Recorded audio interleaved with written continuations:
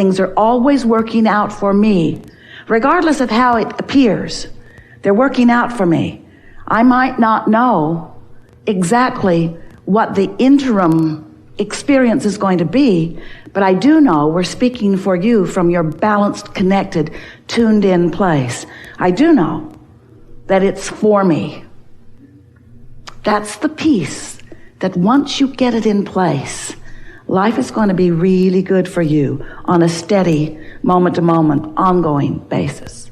Once you really get it, that it's for you, that everything is for you.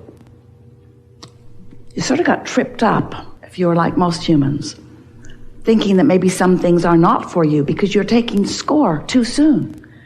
You're looking at every situation as it touches you instead of stepping back to the big picture. But when you step back to the big picture, even when you're standing in the middle of the now picture, so that you're getting the frequency, the general frequency of well-being out there, steady and sure all the time, then in every situation, the best that that situation has to yield, and you have no idea what the best that this situation has to yield until you start letting it yield. Once you start perceiving through the eyes of Source, once you start accepting the well-being that is you, once you feel the blessedness that is you, and you allow that to be the dominant vibration so that you know, hey, this is for me. This is for me right now. This situation that is unfolding, these words are for me. This message is for me. This situation is for me. It's for me to enhance my experience now, not just to make it better later. Oh, it's getting better later. But not just for that, for now, for right now, for right now, right now. We want you to accept and then come to know, not just guess, not just hope, not just sort of kind of believe it sometimes. We want you to know that you are on the leading edge of creation and that everything that has come before has come to put you where you are on the leading edge of creation. And when you embrace the power and the importance of that, when you feel the wholeness that you are, which includes all that you have ever been and all that everybody else has ever been, and you see it all pointed right here to you, right here, right now, and you open in this attitude of worthiness and blessedness and expectation of clarity, then this moment's a good one, and so's this one, and so's this one, and so's this one. Sometimes you have to step back a little bit from others who are surrounding you who have forgotten that, because they're defensive sometimes. They're shortage consciousness sometimes. They're jealous sometimes or competitive sometimes. They've forgotten that it's all for them too. They think they're in competition with you for it. So sometimes they're not that nice. They mean well. Well, some of them mean well. But when you are stable in your knowledge of your well-being, then you're nicer back even to those who aren't nice, because they've just forgotten something that you were remembering. They've forgotten that it's all for them. They think they're in competition with you, or they think that somebody's after them. They think that there's some negative assertion that's negatively impacting them, and so they're defensive. Sometimes you meet people who are defensive.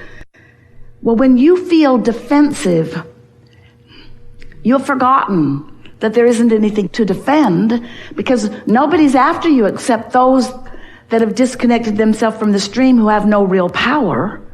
If you start playing in the defensive game where they're disconnected and they're defending against you, and you're disconnected and you're defending against them, now you're playing in that disconnected game where the one with the bigger punch is going to have the bigger impact. But that's not who you are.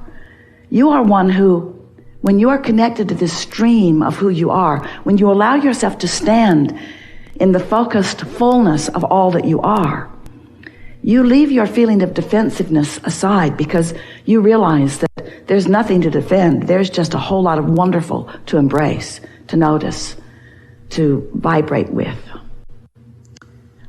You come for your contribution to all that is, yeah? To understand more clearly about some things.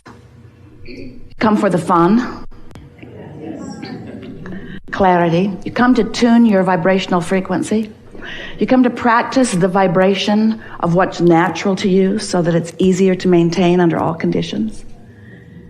You come because you want to be consistent in the vibration that you offer, regardless of the conditions that surround you. That's the best reason right there. All kinds of things around me all day, Abraham. And most people knee-jerk responding to them. But I want to be steady in my world. I want to have practiced my knowledge of well-being so frequently that no matter what happens, that's the dominant current that I've got going on. This is the way your life is supposed to be. You're supposed to say, I want this. And the universe says, all right, here's some of it. Here's some of it. This is a conversation about perspective. And perspective, oh, such a deep and rich conversation, because everyone holds a perspective based upon what they are offering vibrationally right now, which is usually based upon what they've lived and is always based upon the part of what they've lived that they are keeping active right here and now. So, we've been talking with all of you for a while now about the vibration of your being. We've talked to you about your alignment or your misalignment. We've told you a lot of different stories in order to activate within you some reasonable understanding of how you offer a vibration in this vibrational co-creative atmosphere and how what you offer is dominant. We explained to you that law of attraction is responding to the vibration of your being, and that because law of attraction so consistent and always responding to your vibration when you are emitting it, this law of attraction causes a momentum of your frequency. Well, when you are young, your frequency is smoother. We could say purer. We could say less resistant in nature. It's true of the animals of your planet too. When you offer your vibration based upon whatever it is you are focused upon, law of attraction responds to your vibration. You come as source energy, so you are an extension of a vibration.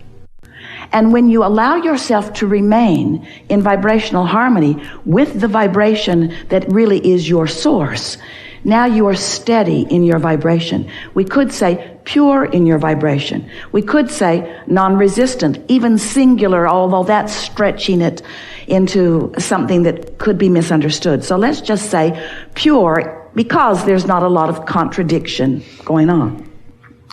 As you spend more time in your physical body, you become a participant with others, and it begins to occur to you that others are holding you as their object of attention, others are asking things of you, and the longer you are here, and it usually happens pretty quickly after you get here, you lose that purity, you lose that clarity, you lose that constant, steady connection to source.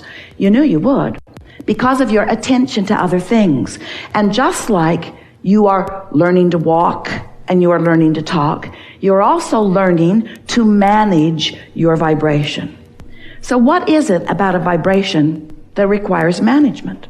Well, whatever you give your attention to causes you to offer a vibration. And that vibration may or may not be in keeping with the steady vibration of your source. If you are loving someone in the moment, you're in steady vibrational accord with your source. But if you are finding fault with them, or you feeling lack about them, or if they have found lack in you and you are reeling in the lack that they have found, now you've got discord going on. So we want to talk about vibrational alignment and vibrational discord, which really is all we ever talk about, but we want to talk about it in a new way, because it's time for you if you want to. It's time for you. It's time for you to steady your vibration. It's time for you to stop the wobble. And it's time for you to stop the wobble early on. Now, what's the wobble? The wobble is, this is who I am. I'm pure positive energy. I am love. I am source. I am well-being. That's who you really are. There's no wobble in that. That's how source feels about you. That's how source knows you to be. And when you're thinking thoughts like that, there's no wobble in your vibration. But if you're thinking, oh, I'm not as good as I should be, you introduce a contradictory vibration to the mix that's always there. And you, because you've introduced, and you have free will. What you focus on causes you to offer a vibration. And law of attraction responds to your vibration. So a little bit ago, law of attraction was responding to a pure vibration. And because law of attraction was responding to a pure vibration, the momentum of that gets stronger and stronger, and you feel better and better. And this is an awesome moment you're having. Ooh, you're glad to be alive. You're clever. You're wonderful. You feel so good in this moment. And anybody who has the privilege of interacting with you when you feel like that is benefited by the clarity that you bring to the moment. But now, let's say something happened. You're defensive. You don't like what happened. You don't like what they said. You don't like what they did. You don't like what they're thinking about you. You don't like something. Now, you're offering a vibration that's different from the vibration of your source. Law of attraction is responding always to both vibrations. And that's what equals the wobble. So now let's talk about emotions in relationship to the vibrational wobble. The more in alignment you are with who you are, and the longer you stay there, and the more you allow law of attraction to cause momentum of a wobble-free vibration, the more emotions you feel, like love, exhilaration, passion. Can't you feel the momentum in that? And can't you feel the clarity? Can't you feel the absence of wobble in that? But the more you feel despair or rage or anger, can't you feel the wobble in that? Can't you feel the offness in that? Can't you feel the vibrational frequency variance in that? You see? This is a good conversation, isn't it? So your emotions have always been about your wobble. But it gets your attention because you don't need to wobble. You don't need to wobble, but you can't wait till you're wobbling to tend to the wobble. Because if you wait till you're really wobbling to tend to the wobble, now law of attraction is really active and there's a lot of momentum going on both vibrational spectrums of who you really are and who you're allowing yourself to be in this moment. And once there's really a wobble that feels like fear, or a wobble that feels like anger, or a wobble that, now you're really wobbling. So all of you get to think the thoughts that you get to think. If we were standing in your physical shoes, we would be testing for ourselves personally the wobble factor in every thought we think. We would appreciate someone and feel what the wobble factor feels like. We would condemn someone and feel what the wobble factor feels like. We would show ourselves in very short order how the source within us feels about this or that or this or that or them or them or them or them or them or them or them or that one and that one and that one and that one. And then we would, if we were standing in your physical shoes, do our best to come into alignment with that. So, to wrap this up, we want to say that when law of attraction responds to you, and it always does, and your vibration is clear and pure and resistance-free, the momentum of that wobble-free alignment is ecstasy. It's clarity, it's passion, it's who you are, it's what you want, it's what you came for.